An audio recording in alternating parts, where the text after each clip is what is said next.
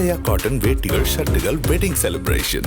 வளிமண்டல கீழடுக்கு சுழற்சி காரணமாக தமிழ்நாட்டில் 5 நாட்களுக்கு கனமழைக்கு வாய்ப்புள்ளதாக வானிலை ஆய்வு மையம் தெரிவித்துள்ளது. சென்னை வானிலை ஆய்வு மையம் விடுத்துள்ள அறிக்கையில் கன்னியாகுமரி, நெல்லை, தென்காசி மாவட்டங்களில் கன முதல் மிக கனமழைக்கும், ஈரோடு, சேலம், நாமக்கல், கரூர், திருச்சி, தருமபுரி, கிருஷ்ணகிரி, தூத்துக்குடி, ராமநாதபுரம், விருதுநகர், சிவகங்கை, புதுக்கோட்டை, மதுரை, தேனி, திண்டுக்கல், திருப்பூர், கோவை ஆகிய மாவட்டத்தின் மலைப்பகுதிகள், நீலகிரி மாவட்டங்களில் கனமழை பெய்யும் என கணிக்கப்பட்டுள்ளது. இதேபோல தேனி, தென்காசி, நெல்லை மாவட்டங்களில் ஓரிரு இடங்களில் நாளை கன முதல் அதி கனமழைக்கு வாய்ப்புள்ளதாக தெரிவிக்கப்பட்டுள்ளது.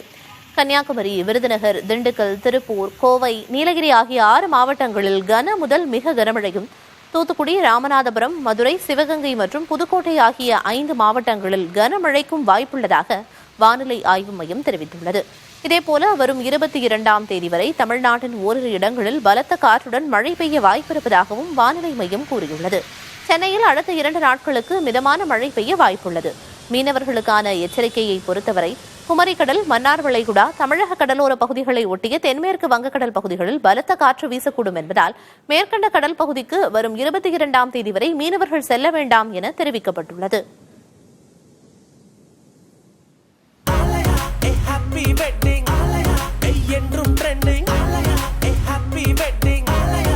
ஆலயா காட்டன் வேட்டிகள் ஷர்ட்டுகள் வெட்டிங் செலிப்ரேஷன்.